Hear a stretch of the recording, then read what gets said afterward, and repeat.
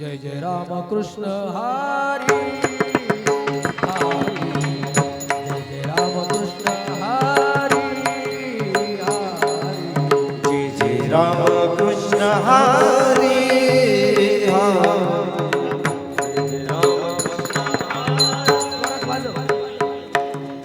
जय जय राम कृष्ण हरी हरी कृष्ण हरी हरे जय राम कृष्ण हरे हरे जय जय राम कृष्ण हरे राजा राम कृष्ण हरी राजा राम कृष्ण हरी राम कृष्ण हरी जय जय राम कृष्ण हरी हरी जय जय राम कृष्ण हरी राजा राम कृष्ण हरी राजा राम कृष्ण हरी राम कृष्ण हरी जय राम कृष्ण हरी जय जय राम कृष्ण हरि जय जय राम हरि जय जय राम कृष्ण हरि जय जय राम कृष्ण जय जय राम कृष्ण हरि जय जय राम कृष्ण हरि जय जय राम कृष्ण हरि जय जय राम कृष्ण हरि जय जय राम कृष्ण हरि जय जय राम कृष्ण हरि जय जय राम हरि जय जय राम हरि जय जय राम रूप पाहता लोचनी रूप पाहता लोचनी रूप पाहता लोचनी रूप पाहता लोचनी सुख झाले वो साजणी सुख झाले वो साजणी साजणी तो हा विठ्ठल बरवा तो हा माधव बरवा सुख झाले ओ साजनी सुख झाले ओ साजनी तो हा विठ्ठल बरवा तो हा माधव बरवा बहुत सुकृताची जोडी बहुता सुकृताई जोडी बहुत सुकृताची जोडी बहुता सुकृताई जोडी म्हणून विठ्ठली आवडी म्हणून विठ्ठली आवडी आवडी तो हा विठ्ठल बरवा तो हा माधव बरवा म्हणून विठ्ठली आवडी म्हणून विठ्ठली आवडी तो हा विठ्ठल बरवा तो हा माधव बरवा सर्व सुखाचे आगर सर्व सुखाचे आगर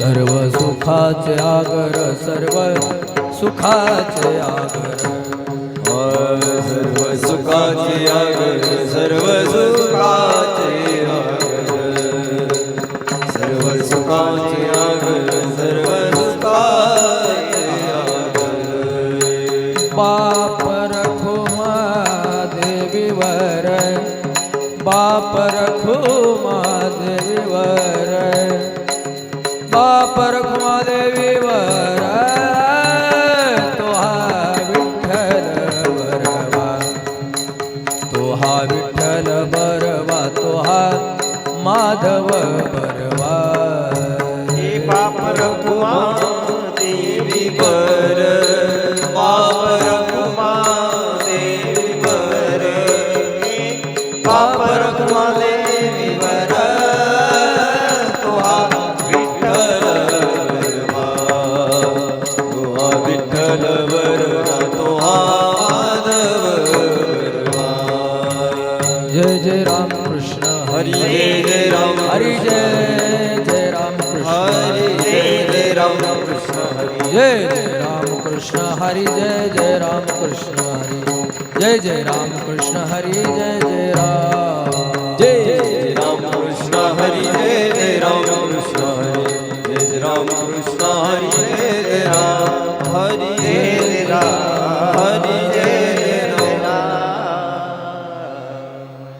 माऊलीचे चित्त वाही माऊलीचे चित्त वाही माऊलीचे चित्त आले पुराणित वाहे माऊलीचे चित्त वाहे माऊलीचे चित्त वाहे माऊलीचे चित्त ऐसी कळवळ्याची जात ऐसी कळवळ्याची जात ऐसी कळवळ्याची जात ऐसी कळवळ्याची जाती ऐसी कळवळ्याची जाती करीला भाविन प्रीती करीला भाविन प्रीती करीला भाविन प्रीती ऐसी कळवळ्याची जाती करीला भाविन प्रीती करीला भाविन प्रीती करीला भाविन प्रीती हा पोटी भार वाहे त्यासी सर्व सहित साहे त्यासे सर्व सहित साहे त्यासे सर्व सहित साहे पोटी भार वाहे त्याचे सर्व सोयी साहे त्याचे सर्व सोयी साहे त्याचे सर्व सोयी साहे ऐसी कळवळ्याची जात ऐसी कळवळ्याची जाती ऐसी कळवळ्याची जात ऐसी कळवळ्याची जाती ऐसी कळवळ्याची जाती करीला भाविन प्रीती करीला भाविन प्रीती करीला भाविन प्रीती ऐसी कळवळ्याची जाती करीला भाविन प्रीती करीला भाविन प्रीती करीला भाविन प्रीती आ तुका म्हणे माझे तुम्हा संतावरी ओझे तुम्हा संतावरी ओझे तुम्हा संतावरी ओझे तुका म्हणे माझे तुम्हा संतावरी तुम्हा संतावरी ओझे तुम्हा संतावरी ऐसी कळवळ्याची जात ऐसी कळवळ्याची जाती ऐसी कळवळ्याची जात ऐसी कळवळ्याची जाती ऐसी कळवळ्याची जाती करीला भाविन प्रीती करीला भाविन प्रीती करीला भाविन प्रीती ऐसी कळवळ्याची जाती करीला भाविन प्रीती करीला भाविन प्रीती करीला भाविन विठोबा रखुमाई गोपाल पुराच हित लेपुराच हित जाने माऊलीचे चित्त जाने माऊलीचे चित्त ऐशी कणवळ्याची जाती ऐशी कणवळ्याची जाती जाने माऊलीचे चित्त जाने माऊलीचे चित्त ऐसी कळवळ्याची जाती ऐसी कळवळ्याची जाती करीला भाविन प्रीती करीला भाविन प्रीती ऐशी कणवळ्याची जाती ऐशी कणवळ्याची जाती करीला भाविना प्रीती करीला भाविना प्रीती ऐसी कळवळ्याची जाती ऐसी कळवळ्याची जाती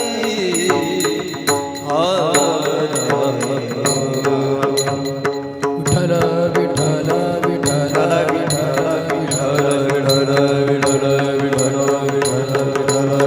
कुंडलिक वरदे हरी विठ्ठल श्री ज्ञानदेव तुका पंढरीनाथ भगवान की जय ज्ञानेश्वर महाराज की जय जगद्गुरु तुकाराम महाराज की जय सद्गुरु रघुनाथ बाबा की जय. विठ्ठल विठ्ठल विठ्ठला विठ्ठल विठ्ठल विठ्ठल विठ्ठल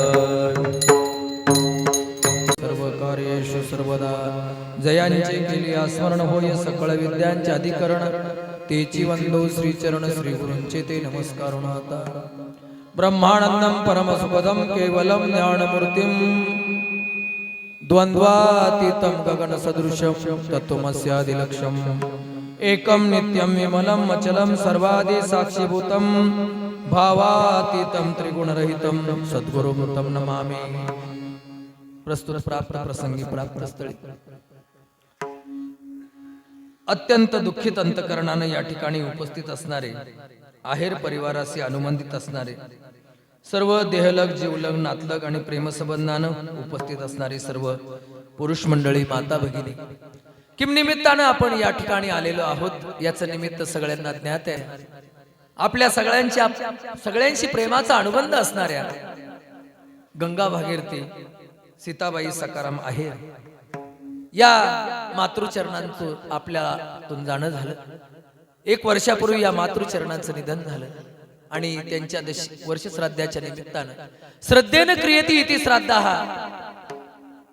त्यांच्या पुण्यस्मरणानिमित्त आपण सर्वजण या ठिकाणी माता भगिनी आणि पुरुष वर्ग उपस्थित आहात। त्यांच्या जाण्यानं त्यांचा मुलगा श्रीमान भिकाजी सकाराम आहेर तसेच निवृत्ती सकाराम आहेर तसेच त्यांची मुलगी सौ राधाबाई रामदास कानवडे तसेच त्यांचे जावई श्रीमान रामदास कारभारी कानवडे तसेच त्यांचे नातू गणेश नामदेव आहेर तसेच श्रीमान निलेश रामदास कानवडे त्यांचे नातू जिल्हा कृषी अधिकारी असलेले उच्च पदावरती कार्यरत असणारे आपल्या संगमनेर तालुक्याचे वैभव श्रीमान विजय भिकाजी आहेर त्यांचे नातू तसेच श्रीमान संजय भिकाजी आहेर त्यांचे नातू नितीन नामदेव आहेर त्यांचे नातू चिरंजीव आशिष निवृत्ती आहेर आणि चिरंजीव आदेश निवृत्ती आहेर त्यांचे नातू अशा सर्व आपल्या परिवारातील नातवांना मुलांना सुनांना दुःख देऊन आजींनी वयाच्या 83व्या वर्षी या जगाचा निरोप घेतला आणि मोठ्या कष्टाने आपलं जीवन उभं करून आपल्याला सगळ्यांना सुख देणारी ती माया ती ममता ती आशा आपल्यातून निघून गेली। आज आपण त्यांचं स्मरण करतोय त्या पुण्य देहाचं आपल्याला स्मरण करायचंय। देह करी जे जे काही आत्मा भोगी तो नंतर जैसे ज्याचे कर्म तैसे फळ देतो रे ईश्वर। आणि म्हणून त्या देहाने आपल्यावरती कृपा केली आपल्यावरती प्रेम केलं आणि त्या देहाला मनुष्यरूपी आपल्या आयुष्यामध्ये जन्माला घालणाऱ्या त्या देवाचं नामस्मरण करणं आपलं कर्तव्य आहे। या न्यायाने या ठिकाणी आजचा हा सगळा संकल्प आजची सगळी इति कर्तव्यता आजचा सगळा समारंभ नवे आजचा सगळा उत्सव या देहाच्या गावालिया जन्म मरण सोहळ्या नमो विश्वरूपा विष्णु माय बापा नमो विश्वरूपा विष्णु माय बापा विश्वरूपा विष्णु माय बापा नमो विश्वरूपा विष्णु माय बापा उदार अमुपा पांडुरंगा उदार अमुपा पांडुरंगा उदार अमुपा पांडुरंगा माझी वाणी तुझे वर्णी गुणना माझी वाणी तुझे वर्णी गुणना माझी वाणी तुझे वर्णी गुणना माझी वाणी तुझे वर्णी गुणना ऐसे देई प्रेम काही कळा ऐसे देई प्रेम काही कळा ऐसे देई प्रेम काही कळा। अतिशय सुंदर असं जीवन आपल्याला प्रदान करून त्या ममतेनं त्या आईनं आपल्या सगळ्यांना प्रेम दिलं। आपल्या जन्माच्या अगोदर जी प्राप्त असते ते आपले आई वडील असतात आणि सगळ्यात जास्त आपल्या जीवनावरती ज्यांचा प्रभाव असतो ते मातृचरण असतात। ती आई असते जी पहिल्यांदा आपल्याला बोलायला शिकवते, जी पहिल्यांदा आपल्याला स्वतःच्या पायावरती उभं राहायला शिकवते। ती फक्त आणि फक्त ममता असते। आपल्या तोंडातून पहिला वाक्याचा शब्द आई हा शब्द येतो। बालकाचे चाले बालकाचे चाले बालकाचे चाले बालकाचे चाले माता जाणोनी पाऊल घाली माता जाणोनी पाऊल घाली ऐसे संत जगी ऐसे संत जगी माता चाली पाऊल चाली माता चाली पाऊल चाली ऐसे तुम्ही संत जगी ऐसे तुम्ही संत जगी. कार्यक्रमाच्या निमित्तानं अनेक मान्यवर या ठिकाणी उपस्थित आहेत, ज्यांच्या बोटाला धरून आम्ही परमार्थिक वाटचाल केली. पाठीमागची 10 वर्षे ज्यांच्या बरोबर राहून आम्ही सत्संग केला, ते या रघुनाथ बाबा पायी दिंडी सोहळ्यातील कार्यकारी सदस्य आमचे निवृत्ती अप्पा करपे, संजू दादा, आमचे सरोदे दादा, तांबे बाबा, सगळीच मंडळी समोर आहेत. या सगळ्यांना ज्ञात असलेली गेल्या 10-15 दिवसापूर्वी या ठिकाणी मी एका पुण्यस्मरणानिमित्त शिवाजी दादांच्या पुण्यस्मरणानिमित्त आलो होतो. आज पुन्हा एकदा आपली या मातृचरणांना श्रद्धांजली शब्दांकित करण्यासाठी मी उपस्थित आहेत. आमच्या गावचं वैभव, शैक्षणिक वैभव आमचे भुसारी सर या ठिकाणी उपस्थित आहेत. त्यांचंही मी आहेर परिवाराच्या वतीनं स्वागत करतो. मातृचरण, ज्या मातृचरणाने अखंड प्रेम आपल्याला दिलं, देवाला प्रत्येकाच्या घरात जाता येत नाही म्हणून देवानं आई बनवली, आपल्या जीवनातलं अनन्य स्थान. माणसाचं बालपण कधी संपतं, मी नेहमी सांगतो, पाठीमागेही बोललो, ज्या दिवशी आपण या जगातून आपली आई ज्या दिवशी या जगातून निरोप घेते, ज्या दिवशी आपल्या समोर आपल्या आईचं देहावसन होतं, तुका म्हणे आता येतील न्यावया तुका म्हणे आता येतील न्यावया अंगे आपणी बाप आपुल्या माहेरा जाईल आता आपुल्या माहेरा आपुल्या माहेरा जाईन आपुल्या माहेरा जाईन.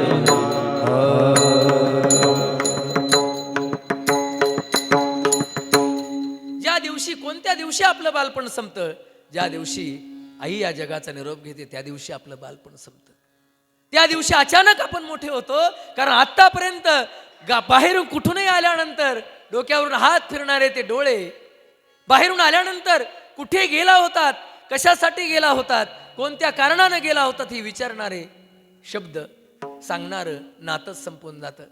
घरातला मायेचं, ममतेचं जो नंदादीप अखंड आपल्या जन्माच्या अगोदरपासून तेवत असतो, घरामध्ये आपली काळजी करत असतो, ती सगळी, ती शब्द रचना, तो आग्रह, ती काळजी ज्या दिवशी संपते, त्या दिवशी आपण आपलं बालपण संपून जातो. आई माझी माईचा सागर तिला तिने जीवनाला आधार. आई माझी मायेचा सागर तिला तिने जीवनाकार. पाप माझे धून काय सांगू त्यांचे उपकार. जीवनाच्या वाटेवरती किती असतो त्यांचा आधार.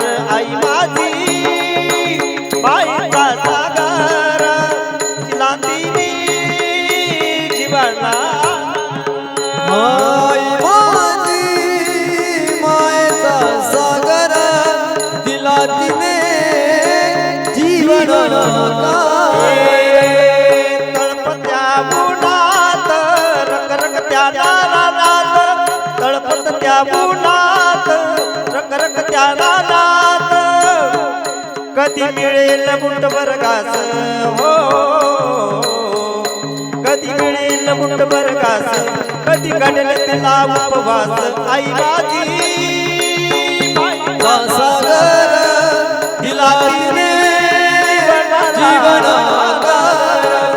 आई माझी मायेचा सागर तिला तिने जीवनाकार.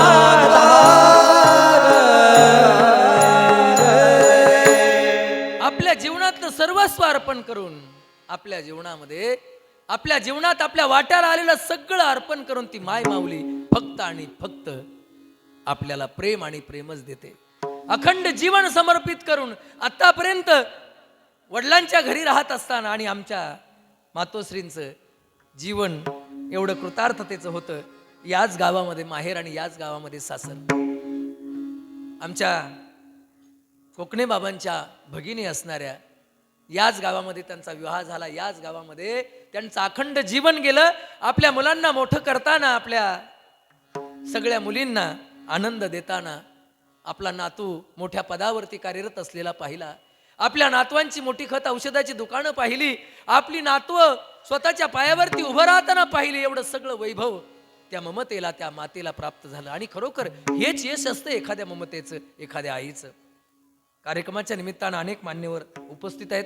कृपया त्यांचा नामनिर्देश व्हावा या हेतून कोणीतरी माझ्याकडे ते नावं सगळी सुपूर्त करावीत अशी माझी विज्ञापन आहे. कार्यक्रमाच्या निमित्तानं या ठिकाणी कार्यक्रमाला साथ संगत करण्यासाठी माझ्याबरोबर असलेले संगमनेर तालुक्याचं तालवैभव, गेल्या 3 पिढ्या ज्यांच्या कुटुंबामध्ये परमार्थ आहे असे आमचे हरिभक्त परायण विजयजी महाराज येवले या ठिकाणी उपस्थित आहेत. युवा कीर्तनकार तसेच मृदुंगमणी. संगमनेर तालुक्याचं वैभव माझ्याबरोबर नित्यानं बरोबर असणारे या कार्यक्रमाचे संयोजक हरिभक्त परायण दिलीप महाराज करपे. त्यानंतर आमच्या अकोले तालुक्याचं गोड असं गळ्याचं वैभव आमचे योगेश महाराज पांडे. सकळांच्या पाया माझे दंडवत, सकळांच्या पाया माझे दंडवत, सकळांच्या पाया माझे दंडवत, सकळांच्या पाया माझे दंडवत. आपुलाने चित्त शुद्ध करा, आपुलाने चित्त शुद्ध करा, शुद्ध करा. सकलाचे पाया माझे दंडवत, सकलाचे पाया माझे दंडवत. आपुलाने चित्त शुद्ध करा, आपुलाने चित्त शुद्ध करा, सकळांच्या पाया माझे दंडवत, सकळांच्या पाया माझे दंडवत. या व्यतिरिक्त हा सुंदर आवाज ज्यांच्या अनुबंधानं आपल्यापर्यंत पोहोचतोय असं आपल्या गावचं वारकरी संप्रदायाचं वैभव आणि सुंदर साऊंड सिस्टीम ज्यांची आहे असे आमचे साहेबराव दादा, साहेबराव महाराज खिलारी. तसेच हा कार्यक्रम महाराष्ट्राच्या कानाकोपऱ्यात पोहोचवण्यासाठी यूट्यूबचे आमचे हृदय संमित्र संतोष दादा कासार. हा कार्यक्रम अखंड आपल्याला पुढे 10 वर्ष कधीही पाहायचा असेल तर तो पाहायला मिळेल. या अनुबंधाने या ठिकाणी संतोष दादांचं या आहेर परिवाराच्या वतीनं स्वागत. काय सांगत होतो, आपल्या जीवनामध्ये आपल्याला आधार देणारी, ममता देणारी आणि आईचे संस्कार प्रत्येक मुलावरती होत असतात. प्रत्येक चांगलं वाईट कर्म करत असताना आपल्या आईचा आदर्श आपल्या डोळ्यासमोर उभा राहतो. या जगामध्ये जितके आदर्श पुरुष होऊन गेले, स्त्रिया होऊन गेला, या सगळ्यांवरती कृपा जर कोणाची असेल तर फक्त आपल्या ममतेची. आज मी मातेची याची, मातेची याची, मातेची याची, मातेची याची, मातेची याची, मातेची याची, मातेची याची, मातेची याची. मातेची याची अवघी बालकाची व्याप्ती, अवघी बालकाची व्याप्ती, अवघी बालकाची व्याप्ती. मातेची याची, मातेची याची,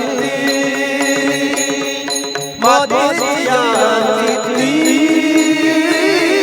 मातेची याची.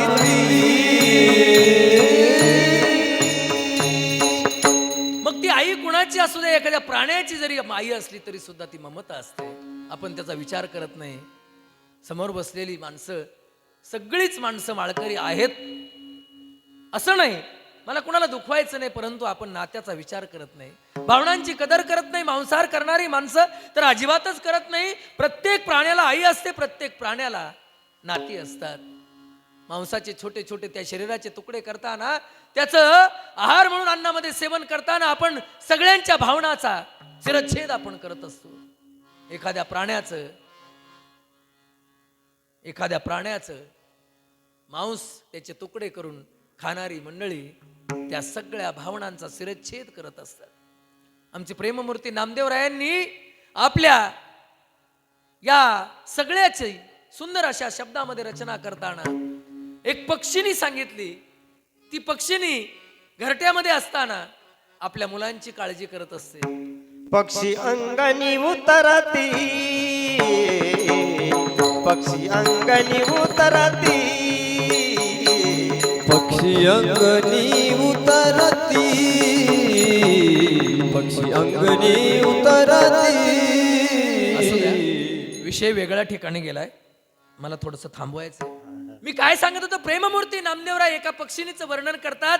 त्या घरट्यामध्ये 2 पिलं, अजून त्यांना खाता सुद्धा येत नाहीये, उडता येत नाहीये, पंख फुटलेले नाहीयेत. आणि अचानक प्रत्येक पक्ष्याचा, प्रत्येक प्राण्याचा एक स्वभाव आहे. प्रत्येक प्राण्याचा एक स्वभाव आहे.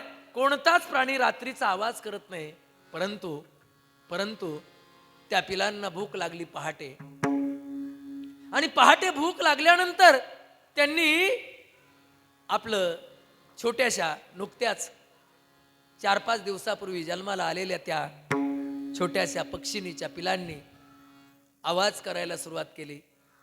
त्या पक्षिणीनं, त्याच्या ममतेनं, त्यांच्या आईनं हळूच आपले पंख त्याच्यावरती पसरले आणि सांगितलं, डोळ्यांनी सांगितलं, प्राण्यांना भाषा येत नाही, बोलता येत नाही, संवाद करता येत नाही, आणि मनुष्य नावाचा प्राणी, ज्या प्राण्याला हे सगळ्या सृष्टीचं सृजन करण्याचं कर्तव्य ज्या भगवंतानं प्रदान केलं, तोच मनुष्य प्राणी या सगळ्या प्राण्याचा आहार म्हणून वापर करतो, त्यांचे कष्ट घेतो, त्यांना मारून टाकतो, त्यांच्यावरती आक्रमण करतो, शिरच्छेद करतो त्या सगळ्या नात्यांचा, सगळ्या भावनांचा.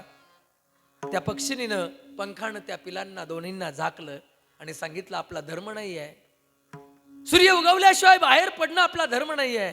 तरी सुद्धा त्यांची भूक मात्र त्यांना सहन होत नव्हती. पुन्हा चोच बाहेर काढली. चोच त्या ममतेनं ओळखलं, माझ्या पिलांना भूक लागलेली आहे. परंतु बाहेर पाहिलं, सूर्य अजून उगवला नव्हता. आपल्या जातीमध्ये, आपल्या धर्मामध्ये, आपण ज्या कुळात जन्माला आलो, या कुळामध्ये सूर्य उगवल्याशिवाय बाहेर पडण्याची अजिबात शक्यता नाही हे ओळखलं. तरी सुद्धा प्रेममूर्ती नामदेवराय त्या ममतेचं, त्या मायेचं, त्या आईचं वर्णन करताना फार सुंदर वर्णन करतात.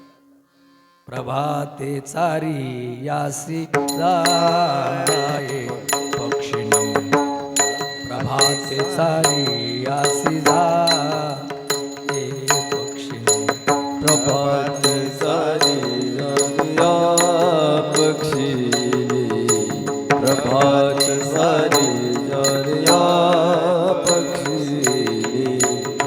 पिलू वाट पाहे उपवास पक्षिणी, प्रभात सारी यासी जाये पक्षिणी, प्रभात सारी यासी जाये.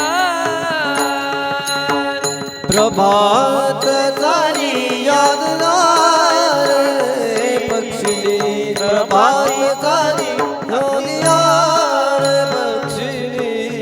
आणि मग ती पहाटे उठून ती पक्षिणी जाते आपल्या पिलांना अन्न शोधण्यासाठी जाते. आणि अन्न शोधत असताना अचानक एक पारधी त्या ठिकाणी गळ टाकून बसलेला असतो. त्यानं पकडण्यासाठी एक योजना केलेली असते, त्याच्यामध्ये अडकते. आणि मग ती अडकलेली पक्षी आपल्या मुलांना, आपल्या त्या पिलांना समोर पाहून त्या दाण्यामध्ये अडकून जाते. ते दाणे पाहण्यासाठी प्रत्येक माणसानं संसारामध्ये गुंतू नये, पक्ष्यासारखं जीवन असावं, पक्ष्यासारखं जगावं. पक्षी कशा पद्धतीनं जगावं, तर पक्ष्यासारखं जगावं हे मार्गदर्शन करताना जो दृष्टांत देतात, तो दृष्टांत मगाशी जे प्रमाण म्हटलं, पक्षी अंगणी उतरती पक्षी अंगणी उतरती पक्षी अंगणी उतरती पक्षी अंगणी उतरती ते कागुंतो निराती ते कागुंतो निराती ऐशी असावे संसारी दोरी प्राचीनाची दोरी ते कागुंतो निराती ते कागुंतो निराती ऐसे असावे संसारी ऐसे असावे संसारी पक्षी अंगणी उतरती ते का गुंतवणी राहते ऐसे असावे संसारी जोवरी प्राचीनाची दोरी वस्ती कर वस्ती आला प्रातःकाळी उठून गेला ऐसे असावे संसारी जोवरी प्राचीनाची दोरी. आणि म्हणून संसारामध्ये जीवन जगताना कसं असावं याचं सुंदर उदाहरण देताना प्रेममूर्ती नामदेवरायांचा भाव वेगळा आहे, शांतीब्रह्म एकनाथ महाराजांचा भाव वेगळा आहे. आणि भगवान दत्तात्रय म्हणून त्या पक्ष्याला आपला गुरु बनवतात. का का याचं महत्वाचं कारण त्या मोहाला बळी पडून तो पक्षी आपलं जीवन समर्पित करतो.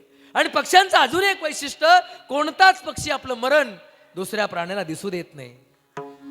कोणताच पक्षी आपलं मरण दुसऱ्या प्राण्याला दिसू देत नाही. तो एकांत ठिकाणी जाऊन जगाचा निरोप घेतो. ही पक्ष्यांची धारणा आहे. आणि आपण मनुष्य प्राणी त्या सगळ्या प्राण्यांचा शिरच्छेद करतो, भावनांचा उद्रेक करतो, परंतु त्यांच्याही मध्ये ममता आहे, माया आहे, प्रेम आहे.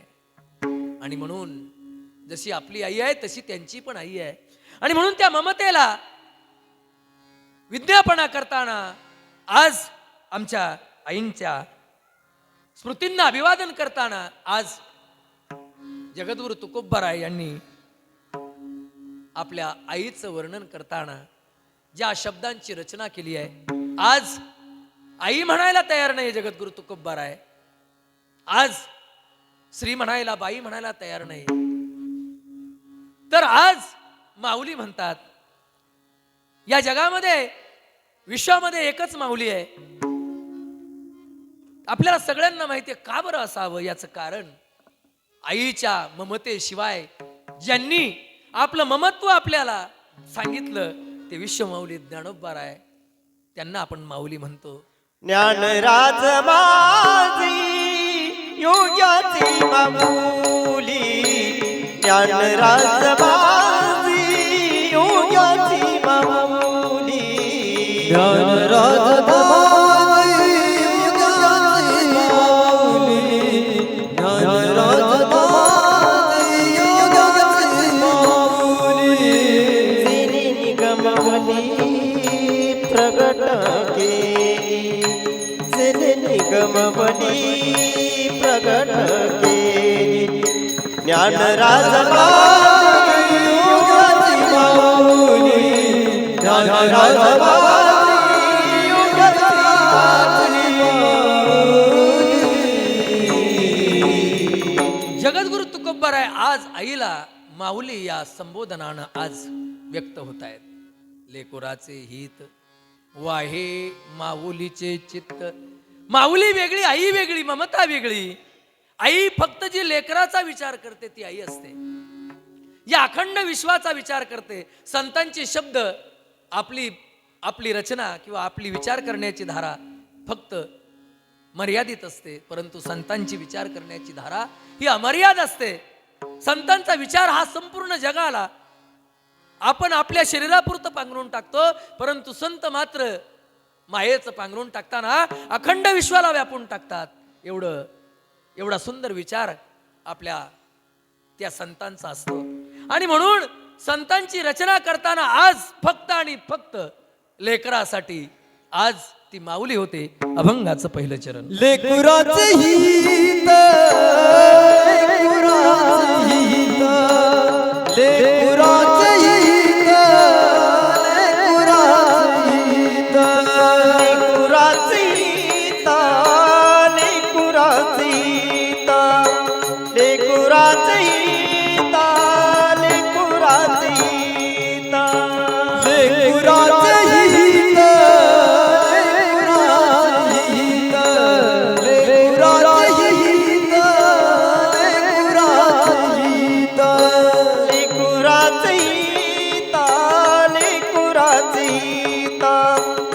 लेकुराची ता झाले माऊलीचे चित्त, झाले माऊलीचे चित्त, ऐसी कळवळ्याची जाती, ऐसी कळवळ्याची जाती, ऐसी कणवळ्याची जाती, ऐसी कणवळ्याची जाती. लेकुराचे हित वाहे माऊलीचे चित्त. मी मगाशी बोलून गेलो, आपल्या लेकराच्या हितासाठी माऊली इतकं उदात्त अंतकरण जी घेते ती आई असते. महाभारतामध्ये अभिमन्यूचं निधन झालं. सगळ्यांनी अभिमन्यूला कौरवांनी मारलं आणि कौरवांनी मारल्यानंतर संध्याकाळी अभिमन्यूचं प्रेत 5 पांडवांच्या मध्ये ठेवलं गेलं. द्रौपदी रडायला लागली, माझा पुत्र. आईचं अंतकरण द्रवलं. आणि खरोखर रात्रंदिवस काळजी करणारी, जोपर्यंत जिवंत असेपर्यंत काळजी करणारी फक्त जगामध्ये आई असते. आपण काळजी करत नाही. आपलं एकदा मोठी झालेली मुलं कधीच त्याची काळजी करत नाही. नेहमीच आपल्याला आठवतं, ज्यांनी स्वतःच्या पायावरती स्वतःची मुलं उभी करताना मोठमोठ्या पदावरती पोहोचवली, त्यांचे आई वडील आज वृद्धाश्रमामध्ये क्लास 1 अधिकारी, क्लास 2 अधिकारी. या शहरामधली मुलं कधी कधी कातळापूरला, आपल्या अकोले तालुक्यातील कातळापूरला कधीतरी भेट द्या. त्या ठिकाणी उपस्थित असणारी ती सगळी माणसं मोठ्या कुटुंबातली आहेत, ज्यांनी प्रचंड कष्ट करून, प्रचंड सायास करून आपल्या मुलांना डॉक्टर, इंजिनियर सारख्या उच्च पदावरती पोहोचवलं. त्या सगळ्यांची, त्यांचे आई वडील त्या घरामध्ये त्यांना नकोसे झाले. सगळी संपत्ती आपल्या नावावरती करून घेताना, सगळं आपल्या नावावरती करून यांना दुरापास्त केलं आपल्या सगळ्यापासून, ममतेपासून. आणि त्या ठिकाणी असलेली आई वडील, त्यांचे शब्द आहेत, आम्ही गेल्यानंतर आमच्या मुलांना आमच्या अंत्ययात्रेला बोलू नका, आमच्या मुलांच्या अंत्ययात्रेला सांगू नका. आम्ही गुंजाळ महाराजांच्या त्या वृद्धाश्रमामध्ये बऱ्याच वेळा आमचं जाणं झालं. त्याही ठिकाणी असलेली माणसं ती सुद्धा त्याच पद्धतीचे शब्द उच्चारतात की आमच्या मुलांना सांगू नका. अखंड जीवन ज्यांच्यासाठी समर्पित केलं, अखंड जीवन ज्यांची काळजी केली, अशी मुलं या भौतिक जगामध्ये, या मोबाईलच्या जगामध्ये आपल्या आई वडिलांना विसरल्यासारखी. विसर नको रे आई बापाला, विसरू नको रे आई बापाना, विसरू नको रे आई बापाला. नाही कृपेची छाया वेळा मिळणार नाही पुन्हा आई बापाची माया, मिळणार नाही पुन्हा आई बापाची माया, मिळणार नाही तुला आई बापाची माया, मिळणार नाही तुला आई बापाची माया. मी मगाशीच बोलून गेलो, ज्या दिवशी आई जगाचा निरोप घेते ना, त्या दिवशी खऱ्या अर्थानं आपलं बालपण संपतं. आपल्याला विचारायला कोणी शिल्लक राहत नाही, कुठे गेला होता, कुठून आला. आई ज्या दिवशी जाते त्या दिवशी माणूस अचानक मोठा होतो. आणि मग त्याला विचारतात, आता इथून पुढे काय करायचं. आई ज्या दिवशी जाते त्या दिवशी खऱ्या अर्थानं आपलं बालपण संपतं. जोपर्यंत आई आहे तोपर्यंत आई डोक्यावरून हात फिरवण्यासाठी, आपली काळजी करण्यासाठी ते 2 डोळे संध्याकाळी रात्री 11-12 वाजेपर्यंत थांबलेले असतात. आम्ही सुद्धा आई घरी असताना, सध्या घरी नाहीये, परंतु आई घरी असताना सकाळी निघताना आईच आमची काळजी घेते. आणि संध्याकाळी रात्री 12-1 वाजता येऊ द्या, दरवाजा उघडायला फक्त आणि फक्त आई जागी असते. ज्यांच्यासाठी रात्रंदिवस फिरून, दिवसा सरकारी रात्री वारकरी असा प्रवास करून अखंड दिवस रात्र आम्ही पैसे कमावत असतो, तरी सुद्धा ज्यांच्यासाठी हे कमवतो त्यांना काहीच काळजी नसते. परंतु आमची ममता, आमची आई मात्र, तिला काही घेणं देणं नसतं या गोष्टीचं. परंतु मुलगा आल्यानंतर जेवण केलं की नाही हे विचारण्यासाठी ती थांबलेली असते, ती काळजी घेण्यासाठी थांबलेली असते. आणि म्हणून हे बालपण आपलं या जगामध्ये मृत्यू कुणीच टाळू शकत नाही. मृत्यू कुणाला, प्रत्येकाला, देवादिकांना सुद्धा मर्यादा आहे. त्या मृत्यूची भ्रांत प्रत्येकाला लागली आहे. आणि मृत्यू आहे म्हणून या जगण्याला मजा आहे, जगण्याला आनंद आहे. या देहाच्या गावालिया जन्म मृत्यू सोहळ्या. जन्माचा जसा सोहळा होतो तसाच आपला मृत्यूचा देखील सोहळा होतो. सोहळा केला पाहिजे. एवढा मोठा सोहळा आपण करतोय आपल्या आईचा, आपल्या ममतेचा. ज्या ममतेनं अखंड प्रेम आपल्यावरती केलं, त्या ममतेला खरोखर आज तिच्या आत्म्याला चिरशांती लाभल्याशिवाय राहणार नाही. शेवट तो भला, शेवट तो भला, शेवट तो भला, शेवट तो भला, शेवट तो भला, शेवट तो भला, शेवट तो भला, शेवट तो भला. माझा कोण झाला,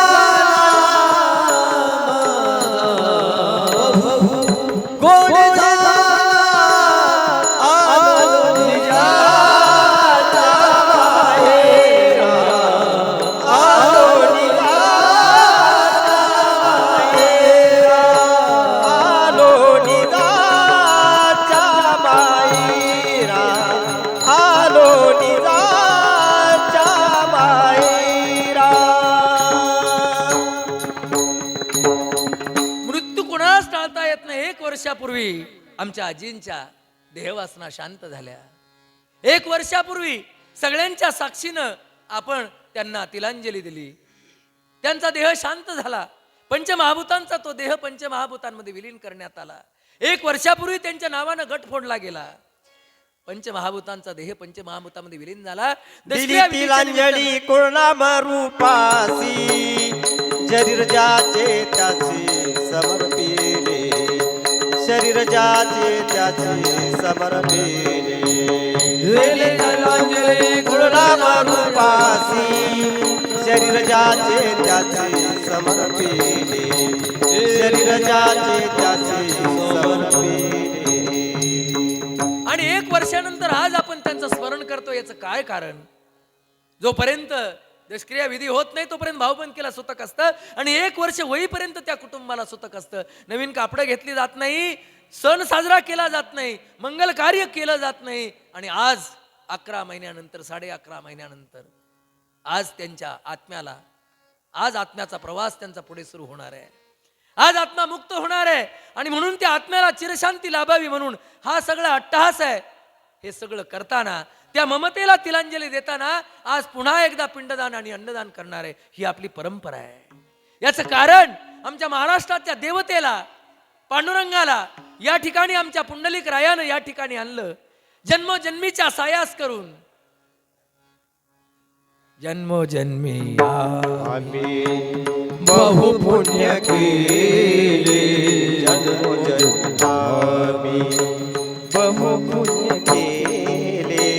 देवा या विठ्ठले कृपा केली, देवा या विठ्ठले कृपा केली. जन्मोजन्मी आम्ही बहु पुण्य केले, जन्मोजन्मी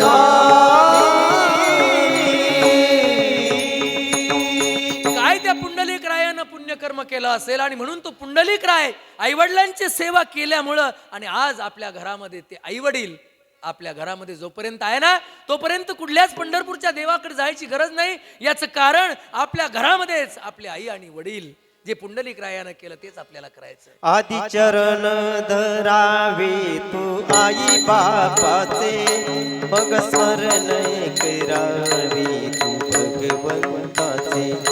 आदि चरण धरावे तू आई बापाचे, मग स्मरण करावी तू भगवंताचे.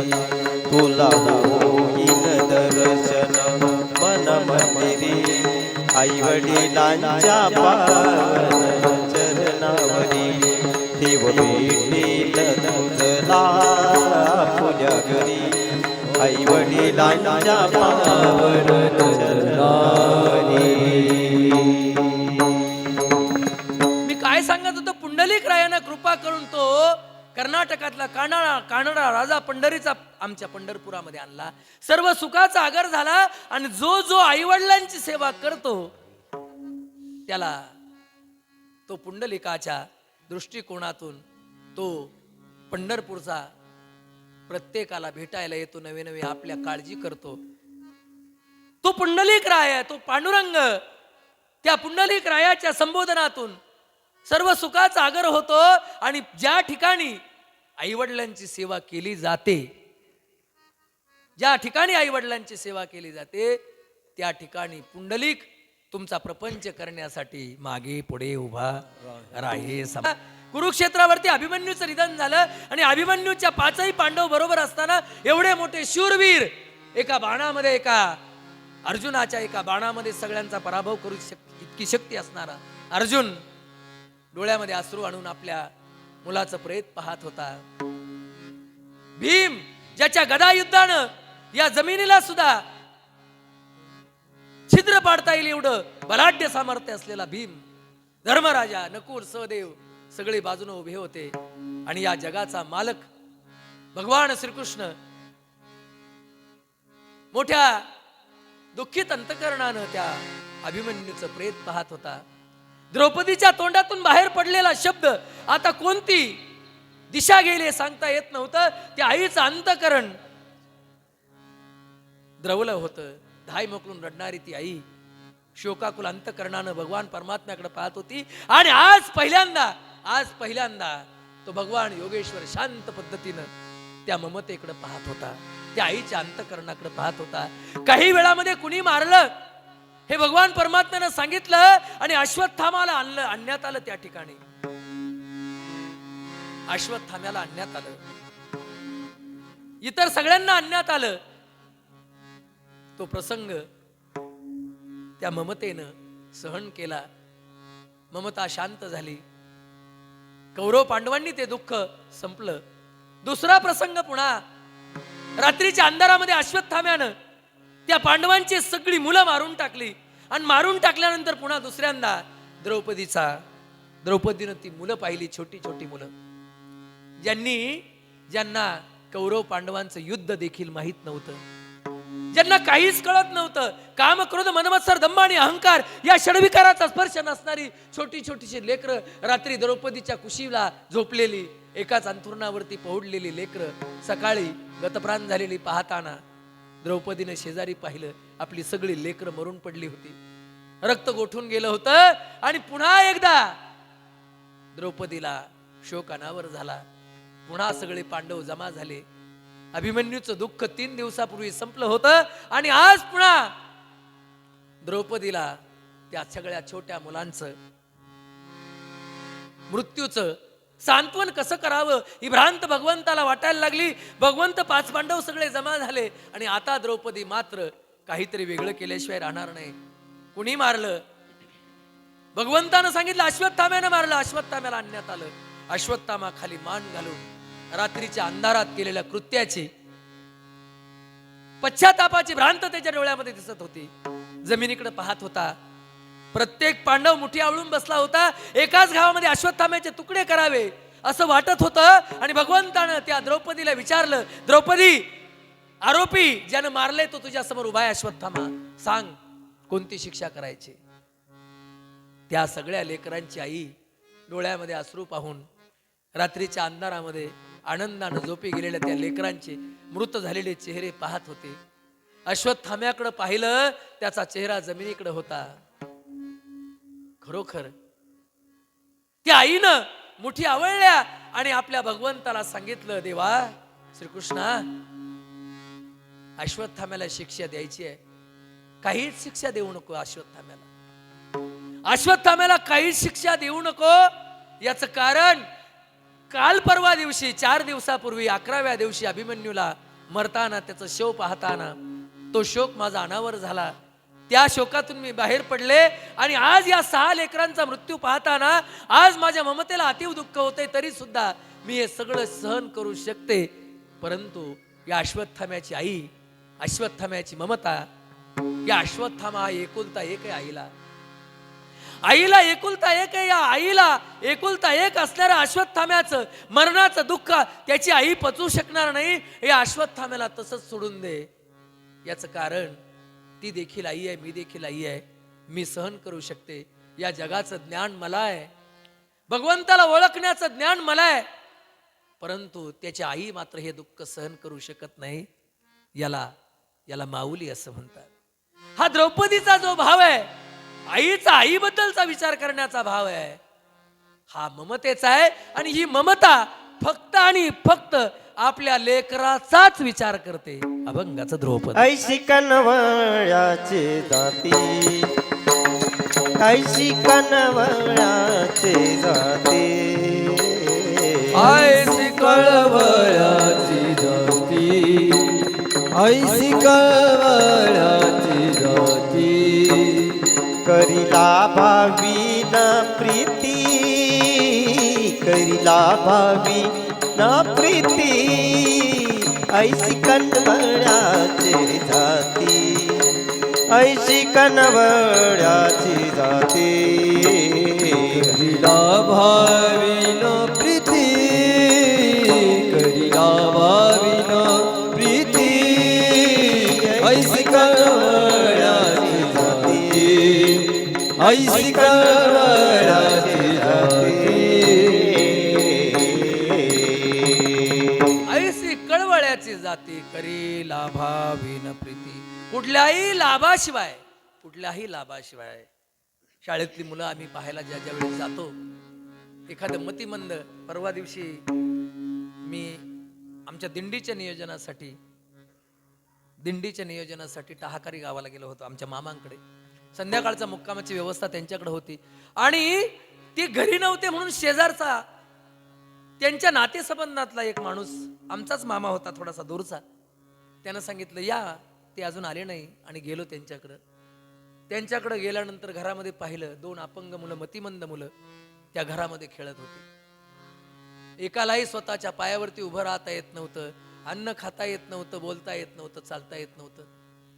पाहिलं मी आणि खरोखर घरात जावं की नाही, पण म्हटलं आपल्या नातेसंबंधातलं घर आहे, गेलं पाहिजे. गेलो, घरामध्ये बसलो. त्या झोपलेल्या 10 वर्षाच्या मुलाला त्याची आजी खाऊ घालत होती. त्या मुलाला फक्त एक शब्द बाय बाय करता येत होता, फक्त बोलता येत होतं, एवढंच बोलता येत होतं. परंतु ते सगळं पाहून, शेजारी बसलेली झोपलेली ती 2 मुलं पाहून माझं अंतःकरण गहिवरलं. थांबू वाटत नव्हतं, परंतु पर्याय नव्हता. नातेसंबंधातल्या माणसांनी बोलवलं होतं. नुकतंच ते मुंबईवरून त्या कुटुंब या ठिकाणी आलं होतं आणि त्या कुटुंबातली ती 2 लेकरं. त्यांना विचारलं, मामा सांगा बरं, ही मी आतापर्यंत तुमच्याकडं, तुमचा माझा परिचय आहे, लहानपणापासून मला तुम्ही पाहताय, परंतु ही लेकरं मी अजून पाहिली नव्हती. त्यांनी सांगितलं, ही आमच्या मुलीची लेकरं आहेत, आमची नातवंड आहेत. ते दोघंही नोकरी करतात आणि म्हणून त्या लेकरांना सांभाळायला त्यांना शक्य होत नाही. म्हणून तुमच्या सासूबाईंनी, म्हणजे आमच्या मामींनी, त्या 2ही लेकरांना सांभाळण्यासाठी इकडं आणलंय. आठवड्यातून 15 दिवसातून आई येते, त्यांना भेटायला येते. त्यांना बोलता येत नाही, भावना व्यक्त करता येत नाही, परंतु दर 15 दिवसाला, दर 8 दिवसाला त्यांची आई ही येत असते, भेटायला येत असते. काहीच करता येत नाही. या जगामध्ये आम्ही कोणतं पाप केलं होतं माहित नाही, परंतु आमच्या मुलीच्या वाट्याला हे सगळं, या 2 मुलींना सांभाळण्याचं कर्तव्य आलंय, परंतु तिला ते शक्य होत नाही. म्हणून तिच्या आईनं, तुमच्या सासूबाईंना या 2ही मुलांना या ठिकाणी आणलंय. काय प्रीती असते, काय ममता असते. आम्ही नेहमी सांगत असतो. मी एका दशक्रिया विधीच्या निमित्तानं गेलो होतो, संगमनेरला, बोललो असेल कदाचित. त्या ठिकाणी मोठमोठी माणसं रडत होती, सामान्य माणसं रडत नव्हती. एवढी मोठी माणसं रडताना मी कधीच पाहिली नाही. फार मोठा माणूस रडत होता, जो पेशानं डॉक्टर होता, ज्यानं 20 वर्ष आमदारकी भूषवली, असा माणूस धाय मोकळून रडत होता.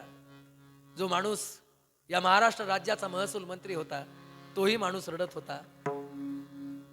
घरातली, त्या कुटुंबातली सगळी माणसं रडत होती. मंत्री महोदय रडत होते, त्यांचे सोयरे डॉक्टर सुधीरजी तांबे रडत होते. याचं कारण त्यांच्या भाचीचा तो मुलगा, त्या मुलाची दशक्रिया होती त्या दिवशी. संग्राम नावाचा तो मुलगा 21 वर्ष जीवन जगून त्या दिवशी त्यानं शेवटचा श्वास घेतला होता. ती डॉक्टर तांबे साहेबांची भाची ज्या दिवशी त्या मुलाचा जन्म झाला त्या दिवशी मतिमंद म्हणून जन्माला आला तो मुलगा. आणि मतिमंद म्हणून जन्माला आल्यानंतर त्या मुलाला सांगितलं, त्या मुलगा जन्माला झाल्यानंतर डॉक्टर साहेबांनी सांगितलं भाचीला, स्वतःच्या भाचीला सांगितलं, तू माझी भाची आहेस, मी तुझा मामा आहे. तुझ्या लग्नामध्ये मी पाठीमागे उभा राहिलो होतो, तुझ्या लग्नामध्ये मी आशीर्वाद दिले होते, परंतु हाच मामा तुला सांगतोय मी डॉक्टर आहे. अनेक ऑपरेशन मी समोर केले, 100-200 ने हजारो लोकांची इंद्रिय कापून टाकली आहे मी त्यांचं जीवन समृद्ध होण्यासाठी. परंतु आज मी तुला सांगतोय, मी तुझ्या काळजीनं बोलतोय, हा मुलगा स्वतःच्या पायावरती कधीच उभा राहणार नाही, हा कधी स्वतःशी बोलणार नाही, तुझ्याशी सुद्धा बोलणार नाही. हा मतिमंद म्हणून जन्माला आलाय, मी तुझा मामा आहे. माझ्या मनामध्ये एक कल्पना आहे, आपण या मुलाला आजच संपून टाकूया. त्या मुलाचा जन्म झाला होता आतमध्ये आणि डॉक्टर सुधीरजी तांबे बाहेर येऊन त्यांच्या स्वतःच्या सख्या भाचीला आपला नातू मारण्यासाठी सांगत होते. त्या ममतेनं त्या आईनं सांगितलं, मामा मी तुम्हाला डॉक्टर म्हणणार नाही, आज तुम्ही माझे मामा आहात. माझ्या डोक्यावरती हात ठेवून माझ्या लग्नामध्ये तुम्ही आशीर्वाद दिलेत मला माझं समृद्ध जीवन जगण्यासाठी. परंतु माझ्या पोटी आलेला मुलगा कसा कासे ना, परंतु मी त्याला सांभाळेल. तिने सांगितलं, रात्रंदिवस जागर राहावं लागेल, तुला सेवा करावी लागेल. तिने सांगितलं, मामा सेवा करावी लागत असेल, मी तुमच्या घरची धुनी भांडी करेल, मी याच ठिकाणी राहील माझ्या पतीसारखी. तुमच्या घरामध्ये नोकर चाकर आहे त्या पद्धतीने मी राहील, याच ठिकाणी राहील, या मुलाला सांभाळेल. परंतु मला मात्र माझ्या मुलाला मारू द्यायचं नाही. तो मुलगा सांभाळायला सुरुवात झाली. 10 वर्ष 11 वर्ष हळूहळू त्या मुलाचं ते सगळं संगोपन पाहताना सकाळी उठल्यानंतर डॉक्टर साहेबांच्या डोळ्याला पाणी यायचं आणि ती स्वतःच्या भाव्याची सेवा, आपल्या नातवाची सेवा स्वतः डोळ्यानं पाहायचे. आणि त्यांना वाटायला लागलं, ही सेवा, या मतिमंद मुलांची सेवा करणारी माझी भाची हे देवाचं काम करते. आणि डॉक्टर साहेबांनी त्या संग्राम नावाच्या आपल्या नातवासाठी मतिमंद मुलांची शाळा सुरू केली आमच्या घाटामध्ये. आणि भली मोठी शाळा उभी राहिली आणि संग्राम सारखी अनेक मुलं, मतिमंद मुलं त्या शाळेमध्ये हळूहळू आपलं शिक्षण घ्यायला लागली. संग्रामही त्याच्या बरोबर होता. संध्याकाळी त्याला घरी आणलं जायचं, त्याची सेवा करणारे वेगळे होते. रात्रंदिवस त्या मुलाची सेवा शुश्रूषा करणारी ती त्याची आई 21 वर्षापर्यंत एकही दिवस शांततेनं झोपली नाही. आणि ज्या दिवशी त्याचा अंत झाला त्या दिवसानंतर दशक्रिया विधीच्या निमित्तानं पहिल्यांदा रडणारी ही राजकीय माणसं मी डोळ्यानं पाहिली. ती ममतेसाठी रडत होती आणि आनंदही साजरा करत होती. रडत यासाठी होती, याचं कारण त्या आईची प्रतीक्षा संपली होती. त्या आईची प्रतीक्षा आज संपली होती. 21 वर्षानंतर संग्रामची सेवा करणारी ती आई आज त्या सेवेतून मुक्त झाली. हा आनंदाचा क्षण होता. आणि आतापर्यंत 21 वर्षाचं आपल्या हृदयामध्ये साठवलेलं दुःख, त्या दुःखातून तिचं निवारण झालं होतं. ही दुःखाची परिसीमा आज तिच्या डोळ्यामध्ये दिसत होती. आणि तिच्या डोळ्याकडे पाहून अखंड माणसं त्या ठिकाणी दशक्रिया विधीच्या निमित्तानं अखंड आलेली माणसं संग्राम या शाळेमध्ये, मतिमंद शाळेमध्ये शिक्षण घेणारी, शिकवणारी अखंड मुलं समोर पाहताना त्या ठिकाणचा आमच्या त्या शाळेमध्ये असणारे, कार्यरत असणारे आमचे सुधीर कोल्हे सर, आंध्रफळचे कारमाळ्यामध्ये राहणारे, त्यांनी मला सेवा दिली होती. आणि त्या सेवेच्या निमित्तानं जाताना शब्द सुद्धा फुटत नव्हते, एवढी ममता मी पाहिली. आपल्या गर्भामध्ये एखादं बाळ वाढत असताना त्या ममतेचा भाव इतका जागृत होतो, त्याच्याबद्दल इतका सुंदर विचार, त्याला मोठं करण्याचा, त्याला समृद्ध करण्याचा, स्वतःच्या पायावरती उभं करण्याचा संकल्प ती ज्या दिवशी आपल्या पोटामध्ये त्या बाळाचा विकास सुरू होतो त्या दिवसापासून ती ममता करत असते. अभंगाचं तिसरं चरण. पोटी भार बाहेर, पोटी भार बाहेर, पोटी भार बाहेर, पोटी भार बाहेर, पोटी भार बाहेर, पोटी भार बाहेर, पोटी भार बाहेर,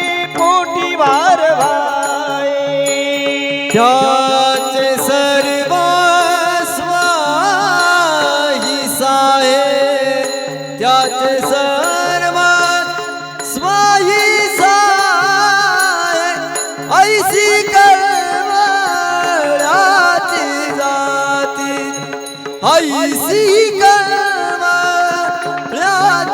जाती ऐसी कनवळ्याची जाती ऐसी कनवळ्याची जाती पोटी भार वाहे त्यासे सर्व स्वहित साहे.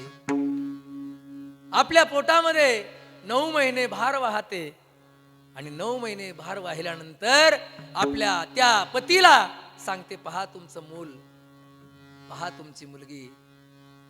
आपल्या पोटामध्ये वाढवलेला गर्भ 9 महिने पोटामध्ये वाढवत असताना त्या गर्भाला त्रास होऊ नये म्हणून तिखट खायचं नाही, सर्दी होईल असं जेवण, अशी फळं घ्यायची नाही, जेवण करताना आहार घेताना सगळी काळजी घ्यायची, बरोबर चालायचं नाही, ओझं घ्यायचं नाही, हे सगळी काळजी घेत असते. याचं कारण त्या गर्भामध्ये असलेल्या त्या बालकाला त्रास होऊ नये म्हणून.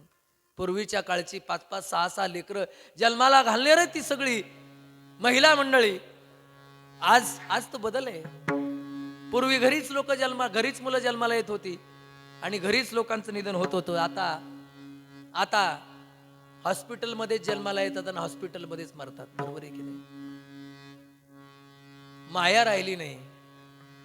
त्या मुलासाठी कळाच कोणी घेत नाही. काय अपेक्षा त्या मुलांकडून तुमच्या? आणि स्वतःच्या पायावरती उभं राहिलेली मोठमोठ्या पदावरती कार्यरत असणारी मुलं आपल्या आईवडिलांची म्हातारपणी दोष शोधतात. अशिक्षित असणारे, न शिकलेले, फक्त आपल्या मुलाला मोठं करायचं एवढाच हेतू मनामध्ये असणारे लेकरं.